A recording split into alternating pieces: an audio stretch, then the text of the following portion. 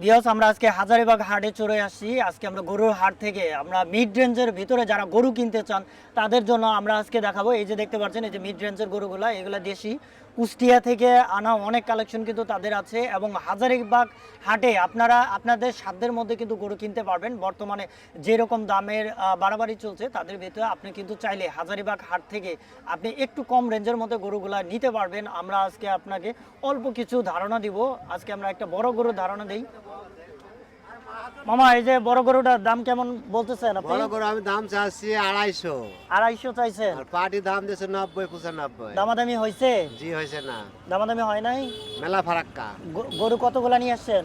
ওর নিয়ে এসছে 8 piece. 8 piece. বিক্রি হয়েছে কয় পিস? বেচা হয়নি এখনো। তার মানে এখন পর্যন্ত শুরু বেচা করেন কেনা নাই? না। আচ্ছা, কয়দিন আগে আসছেন? আমরা আইছি তো 31 তারিখে। 31 তারিখ। এখন পর্যন্ত মানে ওইরকম কাস্টমার জমে নাই বাজারে? না বাবা। আশা করতেছেন 2-1 দিনের মধ্যে ক্লিয়ার হবে? আশা করছি আগামী কালকে হয়তো বেচা হলে হতো। আগামী কালকে হবে না? আচ্ছা, এই বড় গরুর পাশাপাশি আরো কি ছোট লেভেলের গরু নিয়ে আসছেন? হ্যাঁ, ছোট করে নিয়ে আসছে, ওগুলোর রেট কম। ওগুলোর রেট একটু কম কম। না? কাস্টমার এমনিতে কাস্টমার- কাস্টমারের ভিড় অনেক কম। কাস্টমার ভিড় কমের জন্য তো বেচা কেনা করতে পারছি না। আচ্ছা, তো গতবারের তুলনায় এবার দাম কি বেশি মনে গতবারের হয়? তুলনায় দাম বেশি না, সে নেবেলি আছে কিন্তু এবার ক্রেতা কম। এইবার ক্রেতা কম। গতবারের তুলনায় এবার অনেক ক্রেতা কম। ক্রেতা কম, কিন্তু এই গরু জন্যই- গরু গতবার হিসাবে গরু নেবেল ঠিক আছে, বেশি না।